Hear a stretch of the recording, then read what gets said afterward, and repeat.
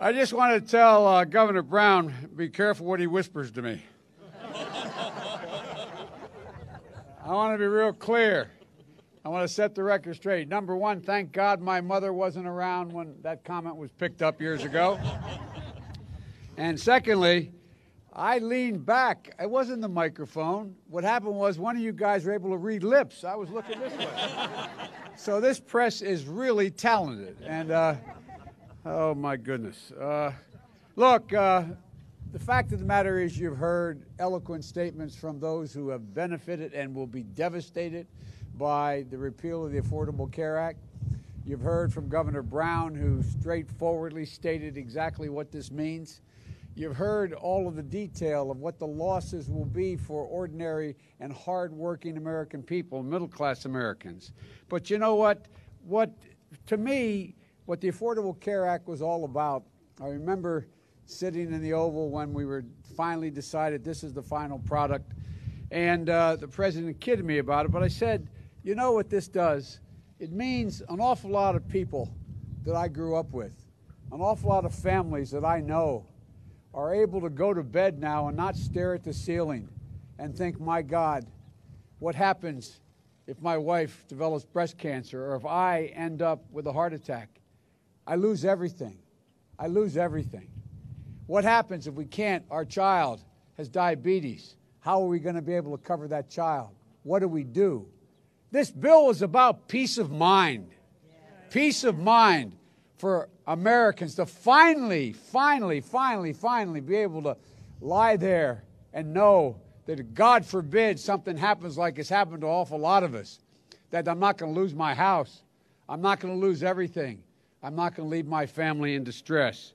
And, you know, when we did the Affordable Care Act, one of the things I said and the president said and others behind me said, we know, just like when Social Security was passed, there'd have to be improvements made. We'd watch it and see what happened. And the improvements are all doable. They're all within our wheelhouse. You don't have to take this act, which has been incredibly beneficial, not only, by the way, to individuals, but total health care cost in America. What has happened, and Doctor, you're making the point. Every one of the folks behind me has districts in their state or in their district where the opioid epidemic is real. You got 1.4 million people who are now able to, who are addicted to opioids, being able to get the mental health care as well as the treatment, the drug treatment needed to be able to move them into a position where they can regain control of their lives. Elimination of this, the costs are enormous. The cost to law enforcement, the cost to the community.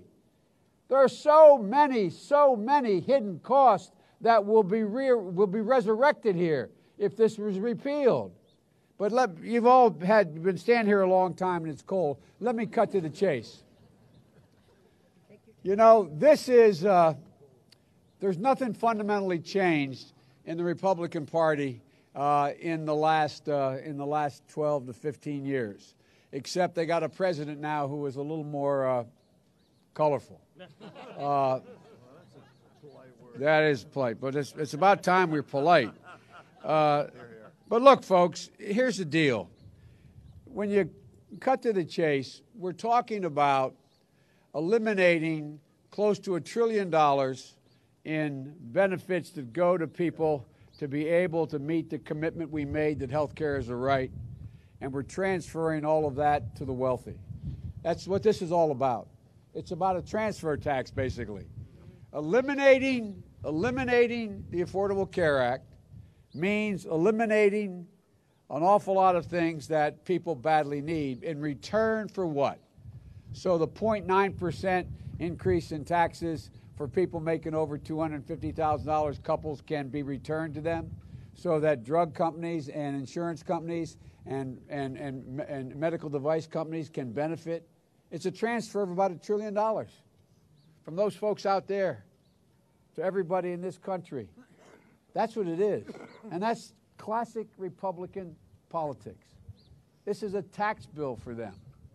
This is all about making sure that hard-working people, and by the way, middle-class people who otherwise seem to be doing all right, seem to be doing all right in their income except the cost of their health care.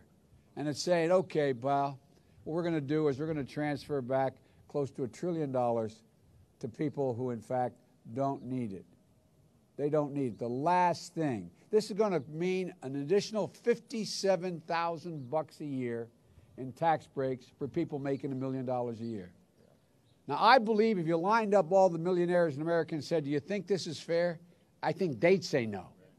I really do. I honest to God believe they'd say no. If it means all the bad things that happened before are coming back. I had planned on saying a lot more, but the truth of the matter is, Jerry Brown summed it up. Matter of fact, he got me so cranked up I was about to take my tie off. So, and by the way, I think he's the best governor in the United States of America, too. Anyway. Thank you.